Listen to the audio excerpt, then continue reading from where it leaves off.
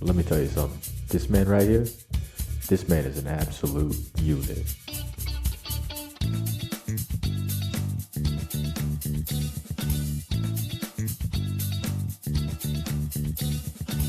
Good morning, good evening, good afternoon. I am Travis. Welcome to the Absolute Unit Podcast, episode 5. How's everyone doing today? I'm doing pretty good. Again, thanks for coming out. Thanks for listening. And let's just hop right into it. I was thinking about something this morning. I guess it was been in my head for a little while now. But you know how we're in a pandemic right now? The small talk after this pandemic is going to be awful. I am not looking forward to listening to 2 to 3 months of people being like, oh, remember when we had to wear masks every day? Dude, it's gonna fucking suck. It's gonna suck so bad. Like, I honestly feel like just the small talk and how everyone's gonna be talking about the same thing for so long is gonna be worse than the pandemic. I'm not gonna lie. I mean, like, people won't be dying, so that'll be a lot better, right? I'm not trying to say that. I'm not trying to make light of that. But overall, my experience might be worse, because nothing in my life really changed because of the pandemic. I still went to work as often. I worked more during the start of the pandemic just because some people weren't working. I have a lot of older coworkers. Like, I have one coworker that I don't even know how old he is. He's probably at least in his 70s or 80s. Pandemic started, he went on leave of absence. He was like, I'm out. See ya. Still haven't seen him. It's been a year now. Haven't seen him. I don't know if I'll ever see him again.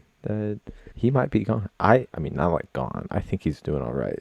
We would have heard something if something had happened to him because he'd been with the company for a bit. But I think it's crazy that my man just said, nah, I'm out. See y'all. See ya. Out. Bye. Goodbye. God, this small talk's gonna be terrible, dude. I wonder what the worst thing that's gonna happen is like people are gonna be talking about like, oh man, I don't miss the masks. Motherfucker, I do. I'm kind of ugly. Can't be going outside looking like this. Gotta show my whole face now. I gotta keep well kempt and shaven all the time. What the hell? This is an awful game to play while I'm trying to record a podcast. I get way too focused during it. Playing, it's such an old game, but I just got it for free recently. The Star Wars Battlefront 2. Game kind of slaps, dude. I don't know why I didn't get it a while ago. I played it with friends before, but I never owned it. And it goes hard, dude. I'm not gonna lie. It do be going kind of crazy, though. But yeah, I just get lost in what's going on. So it's a terrible game to play while I'm trying to record. Because I just go dead silent. Can't focus on, like, dude, small talk. Fuck. It's gonna be so bad. Especially like since I work in retail, the small talk's gonna be so bad. I just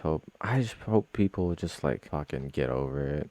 There's actually a pretty decent Bring Me the Horizon had a good song about the pandemic called Parasite Eve on their most recent album. And it's kinda interesting to see what they talk about. It's like got a lot of messages in there, Got a lot of like, so what's gonna happen afterwards? What do y'all think? That's just interesting to see how other people think. I feel like I always get dog shit teammates in this game. Absolute dog shit. Like, I've been playing this game for a week now, and I always finish top 5. Like, does that just mean everybody's only playing this game because they got it for free, brand new? Or most of the people are just absolute dog shit in this game? Even though I'm dreading the post-pandemic small talk, I'm excited for everything else. Excited for vaccines to start rolling out to the general population. Right now, they're pretty specified as to who can get them and who can't. Like, only like certain age groups and certain people who work for companies can get them right now, which I think is kind of garbage, because I was deemed an essential worker. A lot of people were deemed essential workers. Then the vaccine comes out and we are among the last people to get it. Kind of interesting. It's interesting. Really interesting. So, like, am I essential or not?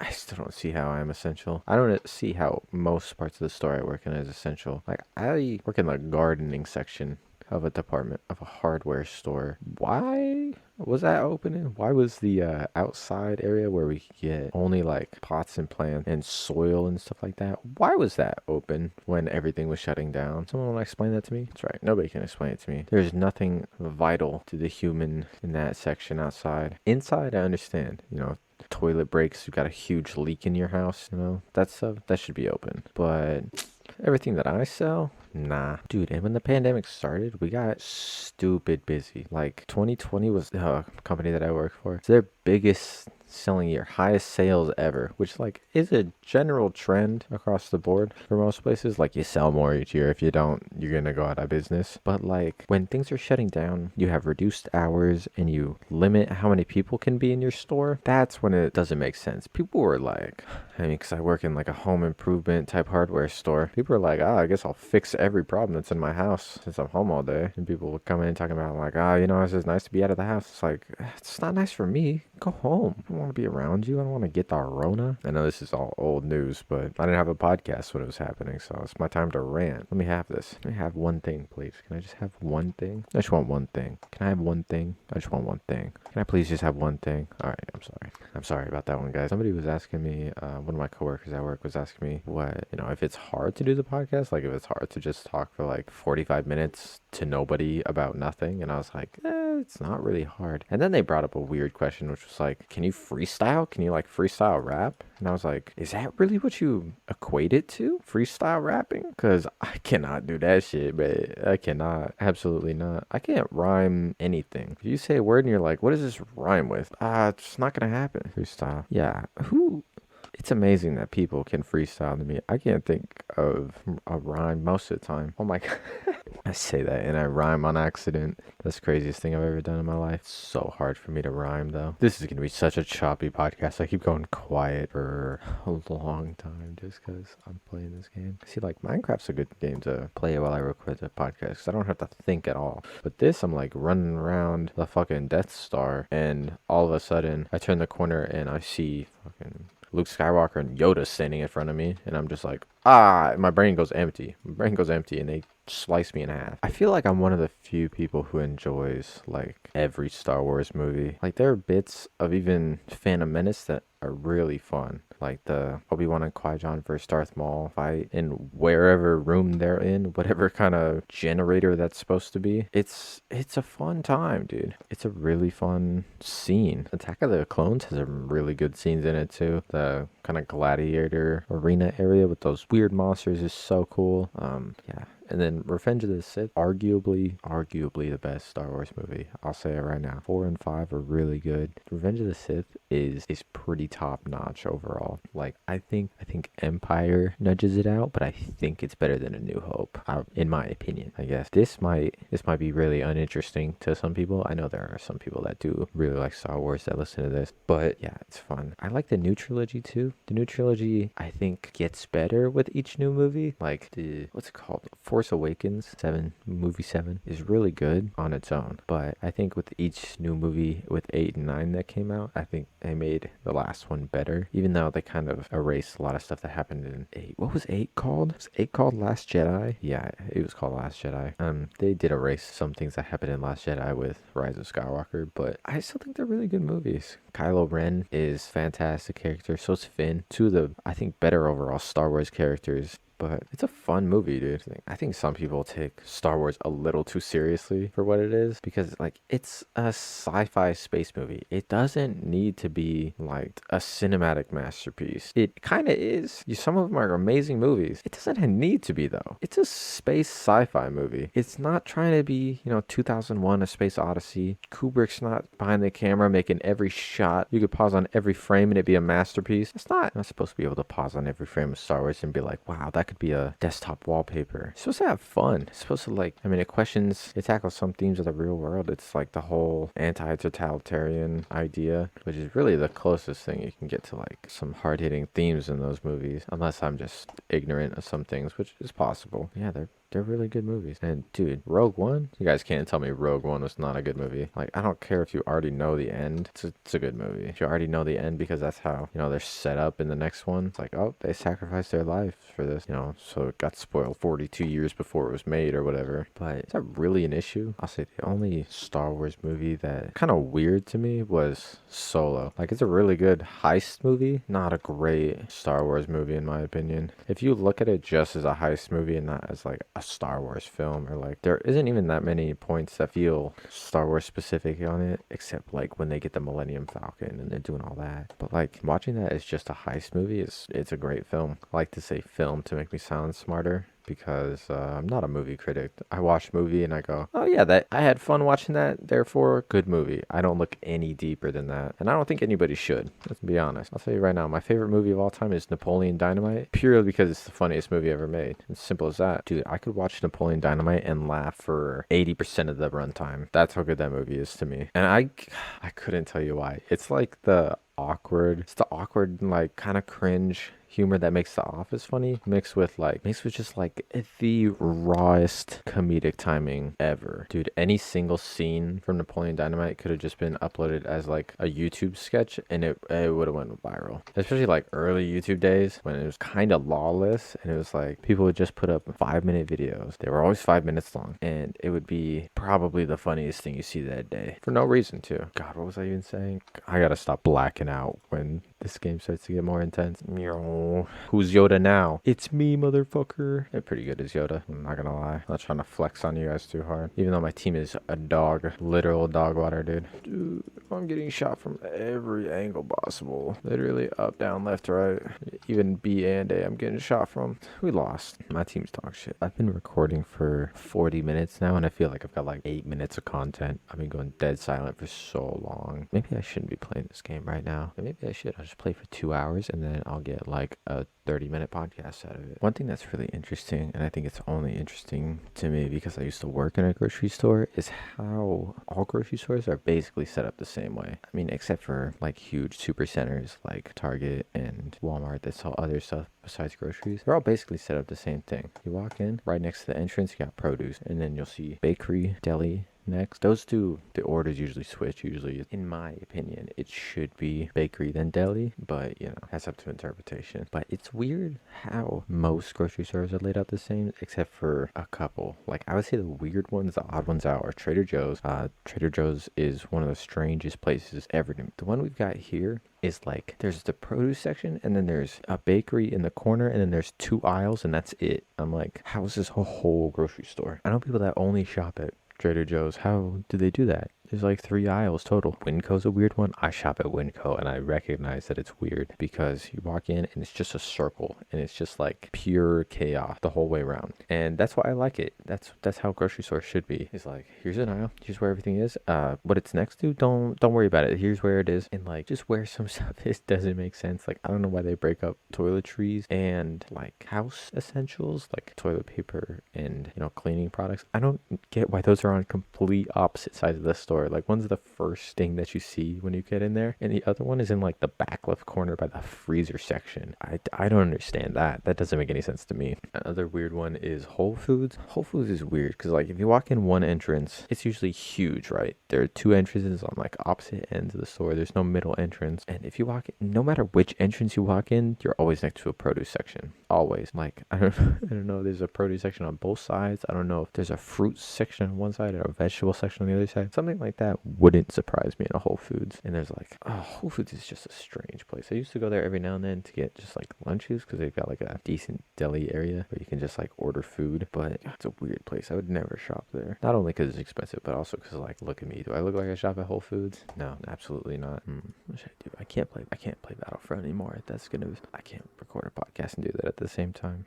What should I do? Do you guys have a grocery store that's set up weird near you? Everyone's got one. I feel like grocery outlets are like, I don't know. They're set up the same as everywhere else, but they feel different. There's something different about them. You walk in and it just feels kind of musty. It's always dark in grocery outlets too. There's a grocery outlet here that's like the whole front of the store is glass and windows, and you go in, still dark, even on sunny days. I don't know what that is. I don't know what they make the ceiling out of that it just absorbs light, but it's not a good look. Dude, one of my friends just wrecked on a longboard, and like it was gnarly. His elbow basically turned to goop, right? Is how he described it. He broke his elbow pretty bad, and you know, obviously the initial shock, he didn't feel it, but he grabbed his arm because he was like, he knew something was wrong. He said it felt like a slushy. Isn't that one of the grossest things you've ever heard in your life? I never want to grab any part of my body and have it feel like a slushy walking slime. You know what I'm saying? Like, I've never broken a bone. I've gotten close. I feel like I've gotten close with like fingers and things like that. I was playing, the closest I got was when I really dislocated my thumb, I think. I mean, I've probably gotten close in other ways, but I just don't know about it. But I was playing baseball, and I was playing shortstop, I want to say. Shortstop or third base. It was when I was still playing Little League, and I'm going left towards my glove side for a ground ball, and I have to dive a little bit to get the ground ball, but I don't have to do like a full extension dive, but like I've got to dive to get this ball.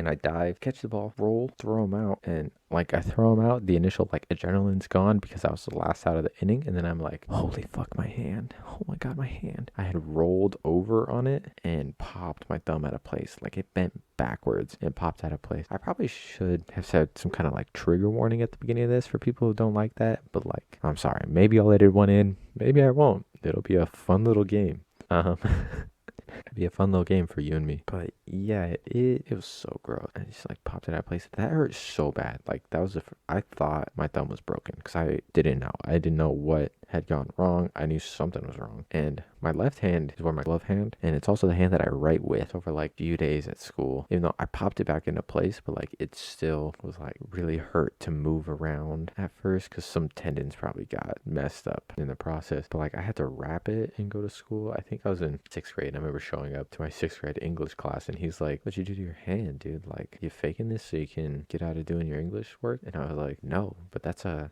fantastic idea. Maybe I need to keep this on for a few weeks. Maybe I'll come back tomorrow with a cast on. Who knows?" I always wondered how they deal with that. Like if kids break their hand or like break their wrist on their writing hand, like what are there standard measures to take for schoolwork and stuff, or is it just like, nah, you get out of it. You don't gotta worry about it. Cause like I guess it's good that I don't know that, cause if word got out, like that's dangerous. Kids are breaking each other's hands on the in the playground. They're just one kid brings a metal bat. And it's like, I'll get you out of schoolwork for the next 2 weeks. You just gotta give me $1 and I'll slam this bat into your hand. There are some sicko kids out there that would do that. Kids are the worst, dude. Kids are the worst. I remember getting teased so bad as a kid. Some of the teasing sticks with you, you know. This one kid, I hated this fucking kid. One time I just bent over like a normal person to pick something up, and he looked me dead in the eyes and said, "You picked that up? You bend over like a hobo." I was like, that cut deep as a kid. I was in like the 2nd or 3rd grade. I was like, I'm not a hobo.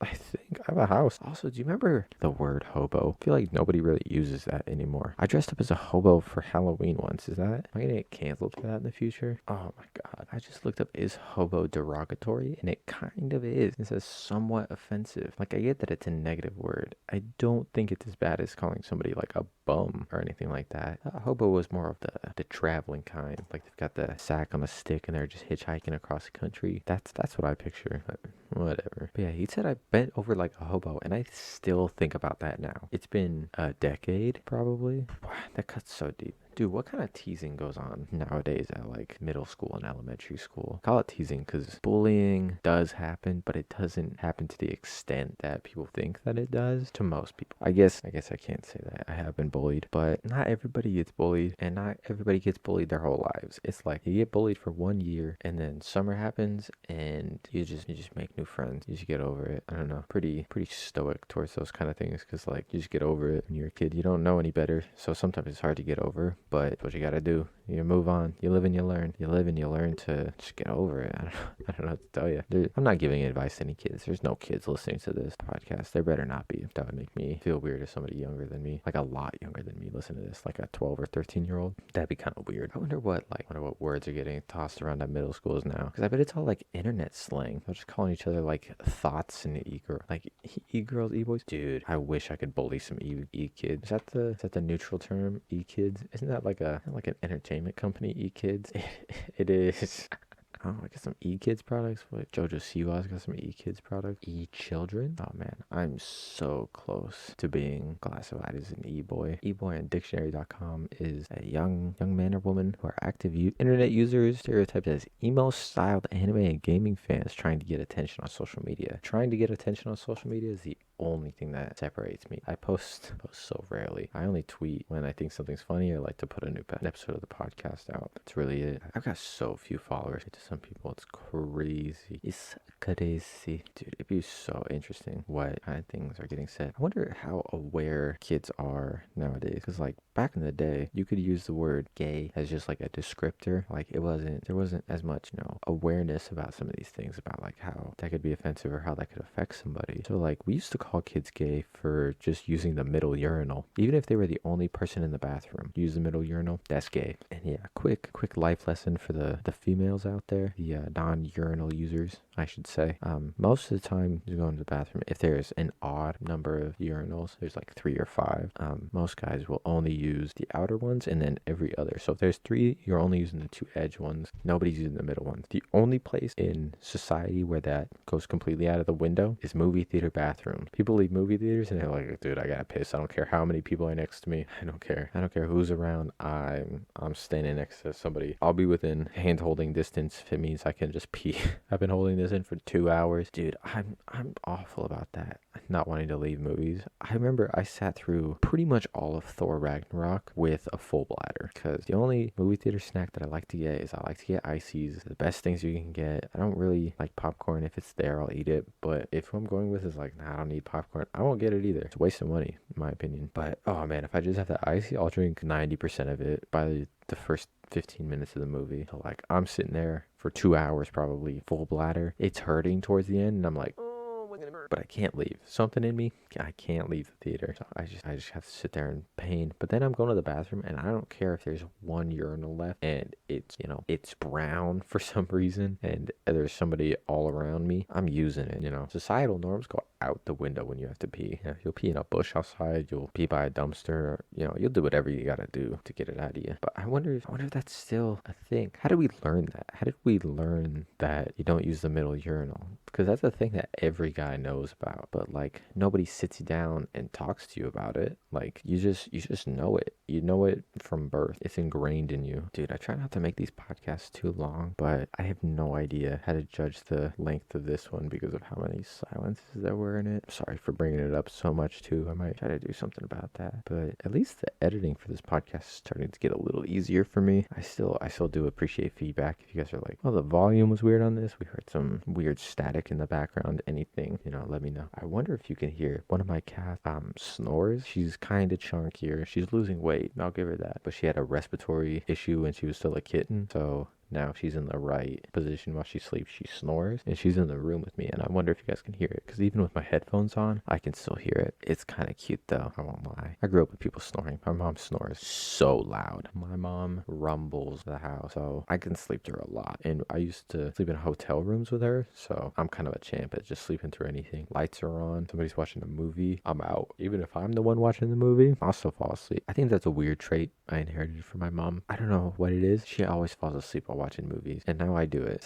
Is that genetic? Like, I fall asleep all the time trying to watch movies, especially if I'm watching it late. But like even midday, if I'm watching a movie and I just close my eyes for a little too long, I'm like, gotta stay awake, and then it just keeps happening. You fall into that like drifting off phase where you're just like, your eyes are closing and you're snapping your head back to try to stay awake. It happens all the time. Dude, I keep getting off track. I want to know what. Oh, shut up, Google. I just looked up what words do middle schoolers use to bully each other, and it's all websites like stopbullying.gov, helping kids deal with bullies, dealing with bullies for kids, my child is a bully, what to do when your child is bullying. Okay, that's funny. That's kind of funny. Dude, if I found out my kid was a bully, I'm gonna start being the bigger bully. Now, I guess that's probably not the best way to deal with it, but like, what do you do when somebody comes to you and is like, dude, your kid is bullying my child? What do you say to that? Like, do you apologize, or do you... I guess I think you should apologize because you raised that thing. You raised that bully. You got to try to deal with it. But what do you do to talk to a kid to understand that they're like fucking up somebody's life? Because in my head, you have to fuck up their life. You gotta fuck up your kid's life now. But like, that could just lead to them being more angry and there being more pent up hatred that they try to get out on somebody else. So like, what do? Do you be nice to a bully? Nobody wants to be nice to a bully. I think, what's the best way to deal with your kid being a bully? I don't know.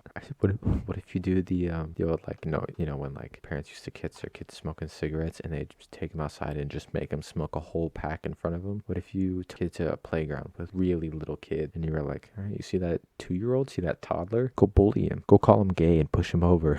Would that work? Would that click in their head? Being like, no, that's wrong. They're like a toddler. It's like, no, it's wrong because you shouldn't do it to anybody. You definitely shouldn't do it to a toddler, but like, definitely don't do it to anybody else either, dude. Oh, dude, easiest one to deal with is if your kid's a cyberbully, because you just look them dead in the eye and you just call them an incel.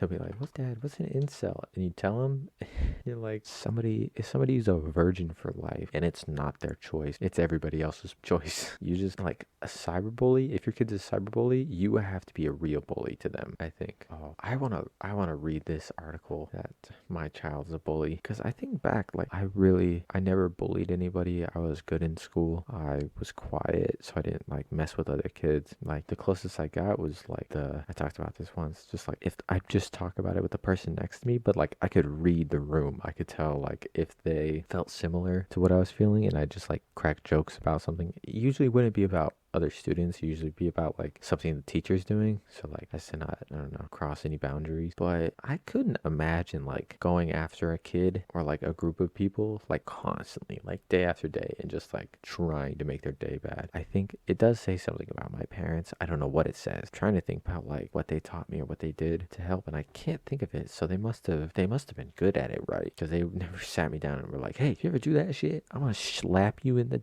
There was never anything like that. So what do?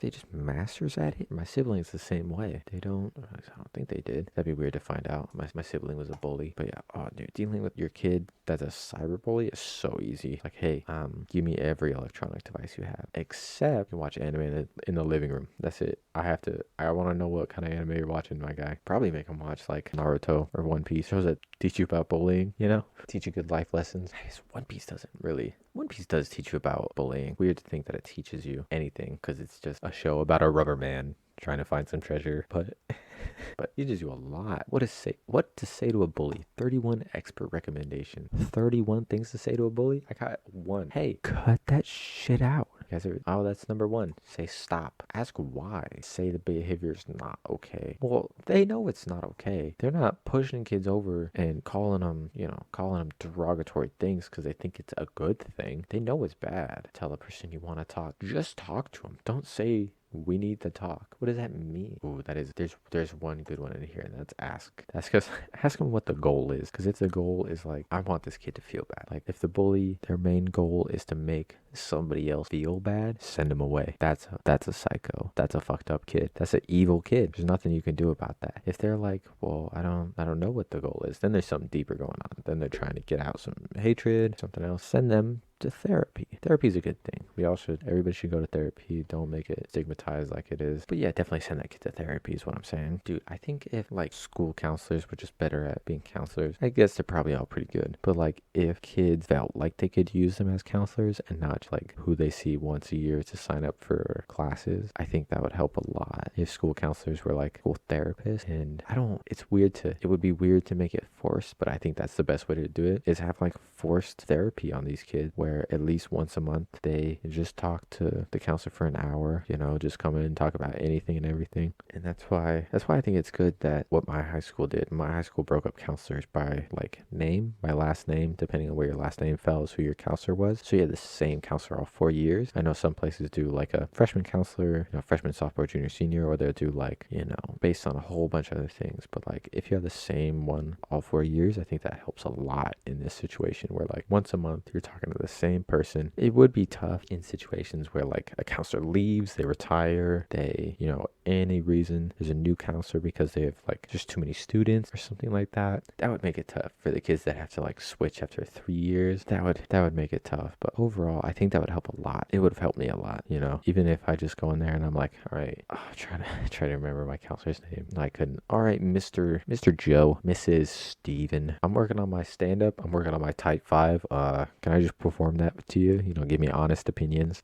That'd be so funny. You walk into your monthly therapy session, you're like, all right, so I'm working on this joke. I'm working on this type 5. And the counselor's like, whoa, what are you talking about? What are you talking about, dude? And he's like, my type 5, I'm gonna start doing stand-up. He's like, kid, I've been listening to you for 2.5 years. You're not funny. You just got trauma. And that makes you think you're funny. That's what some people gotta hear. That's what some people need to hear. Some people need bad news. What am I even talking about anymore, dude? I've been recording for so long, but I feel like I'm gonna cut this down and it's gonna be like nothing. How long was I playing that game for? I was playing that game for a while. Shit.